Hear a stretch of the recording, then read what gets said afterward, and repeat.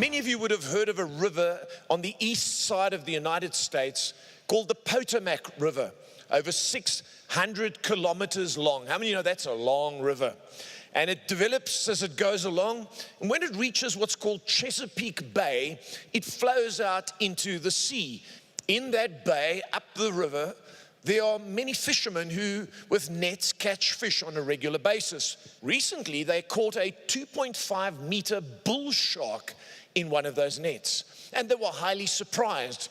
But one of the managers of the area, the marine life and the parks and so on, he said that it's not unusual. It happens from time to time, because what happens to a shark is in their pursuit in the sea, they're after fish. They chase after the fish, and are so focused on catching fish that they lose sight of where they're actually heading, and they chase up the river, and they chase the fish, and they get entangled in the nets. And there, unfortunately, they die.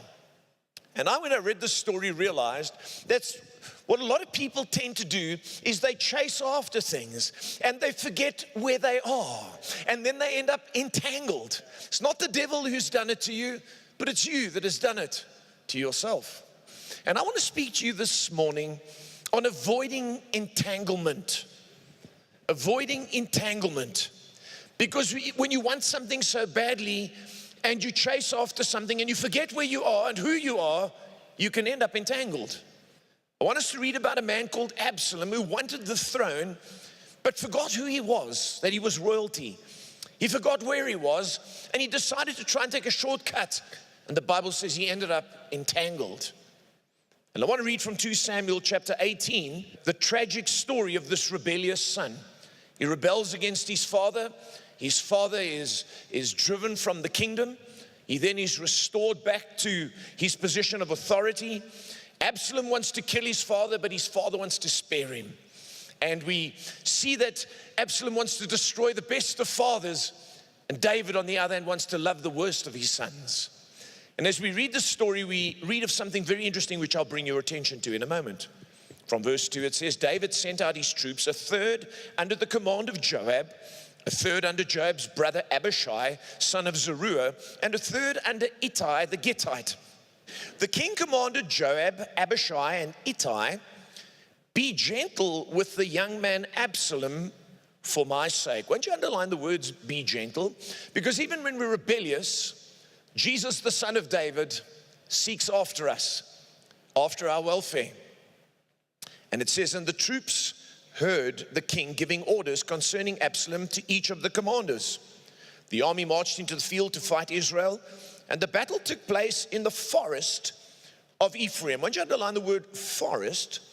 Because that's where you can get entangled. There the army of Israel was defeated by David's men, and the casualties that day were great, 20,000 men. The battle spread out over the whole countryside. And here's an interesting phrase. And the forest claimed more lives that day than the sword.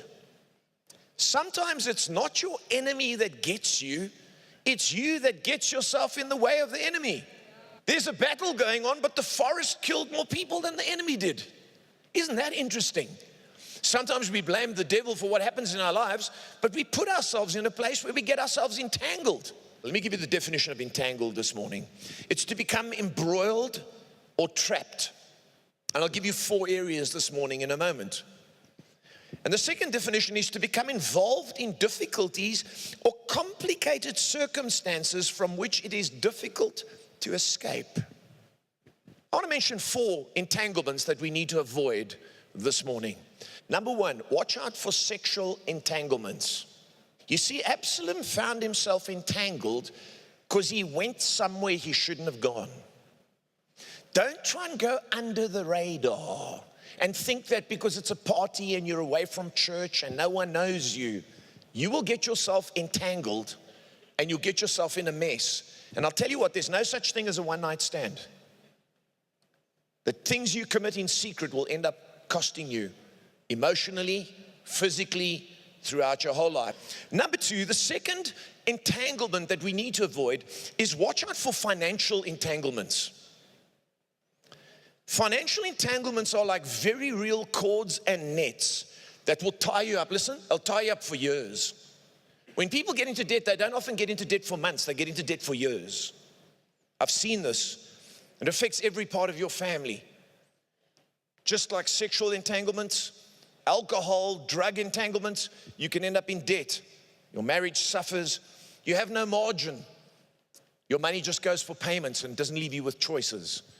You know, I was reading that the Taiwanese fishermen, for hundreds of years, have been fishing with a unique method. They light a sulfur stick and it burns brightly, and they go out in the dark at night and they hold the sulfur stick over the water, and the fish are attracted to that sulfur stick. They swim up to the surface. Listen to this. They swim right out of the water into the net because they are attracted by what they see. You need to think very sensibly about spending your money. Don't just jump into things. Think about them. Number 4, watch out for emotional entanglements. Emotional entanglements. You can write in brackets, your heart. Where do your thoughts go when you're on holiday?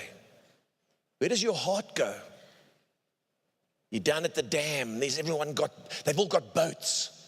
Oh, I've never thought of buying a boat. I need to buy a boat. No, you don't need to buy a boat. You don't need a boat. You need to stay focused on the purposes of God. In fact, it'd be better for you to buy an apartment or pay off your bond. But a boat, you're only using it now and again. Don't get distracted. Come on now.